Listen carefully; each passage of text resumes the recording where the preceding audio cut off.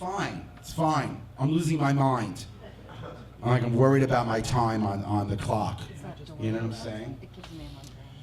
Did I mention that I lived in a studio? I mentioned that I lived in a studio. Well, it's Manhattan. They call it a studio. It's by no means any studio that would be in the Berkshires. It's a room. And when I moved in, I was excited. I was like, oh, there's a lot of room. And then I brought in like a bed, and there's no room now. That's how crazy it is. And when I bought in my bed, there's no room. I don't even have a room. It's enough room for a full size, so I got a twin size mattress. It's horrible. But there's no place to put the mattress except by the front door.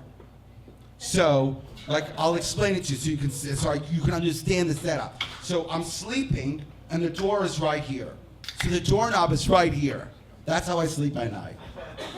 So, like, I'll wake up during the night, and I'll stare at the doorknob, because I'm just waiting for it to turn. And then I was like, oh, I'll go to sleep, because I'm thinking, if somebody decides to break into my apartment at night, I'm not gonna even have a chance to scream. I'm not gonna have a chance to do anything. It'll be an immediate break-in and then stabbing, and it's over. No time to run, no time to scream, no time to pick up my stupid phone to look for the alarm to get on. I did no time for anything. Just like, finished. It won't even be a break-in and entering. They're gonna stab me from the hallway. It'll be like a break-in and stabbing. That's how they'll title that. Like, the cops will get there and they'll be like, we don't know what happened. We see there was a break-in, but there was no entering, yet there was a stabbing. Yeah, because they stabbed me from the hallway.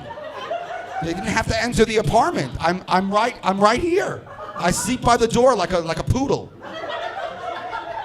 Like, the wind blows through the cracks of the door, and I'm like, you know, it's like the dogs love it.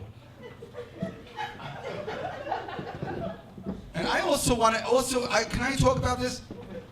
I also want to know why I'm being stabbed.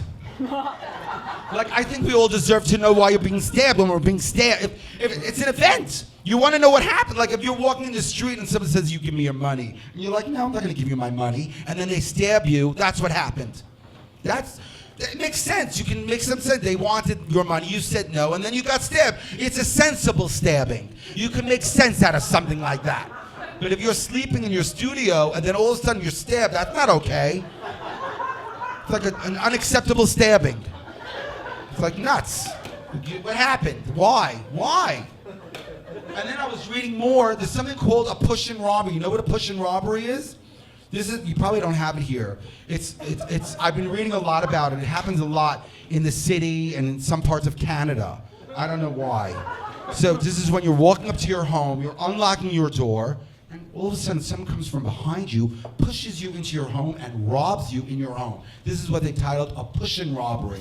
And I'm thinking, oh my God, if someone attempts a push-in robbery on me in my apartment, we're both gonna end up in my bed. Me and the robber in my bed. So it started off as something really terrifying. It's gonna turn into something really beautiful. I'd be like, I don't know, you push me, I push back. Welcome to apartment 3E. Thank you for choosing me.